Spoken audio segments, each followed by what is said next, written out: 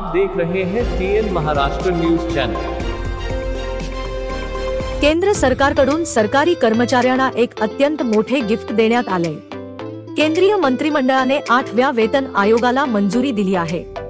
केंद्र सरकारचे कर्मचारी आणि पेन्शनधारक 8व्या वेतन आयोगाची गेल्या कित्येक दिवसांपासून वाट पाहत होते आणि सरकारने अखेर 8व्या वेतन आयोगाला मंजुरी दिली आहे। केंद्र सरकारच्या या निर्णयानंतर कर्मचाऱ्यांमध्ये उत्साहाचे वातावरण बघायला मिळते। सरकारी कर्मचाऱ्यांकडून 8व्या वेतन आयोगाला मंजूर करण्याची मागणीही केली जात होती। लवकरच एक समिती स्थापन करून 8वा वेतन आयोग तयार करण्याची प्रक्रिया सुरू केली जाणार आहे। देशाचे पंतप्रधान नरेंद्र मोदी यांच्या निवासस्थानी केंद्रीय मंत्रिमंडळाची बैठक झाली आणि 8व्या वेतन आयोगाला मंजुरी देण्यात आली। केंद्रीय कर्मचाऱ्यांच्या संघटनांनी कॅबिनेट सचिवांची भेट घेऊन 8वा वेतन आयोग स्थापन करण्याची मागणी केली होती आणि या संघटनांकडून 8वा वेतन आयोग स्थापन करण्यासाठी सरकारवर दबाव आणला जात होता।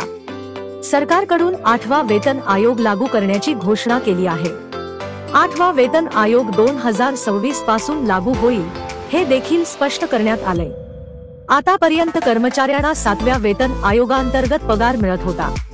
थोडक्यात काय तर आता कर्मचाऱ्यांच्या पगारात मोठी वाढ होणार। 1 जानेवारी 2016 पासून देशात 7वा वेतन आयोग लागू करण्यात आला।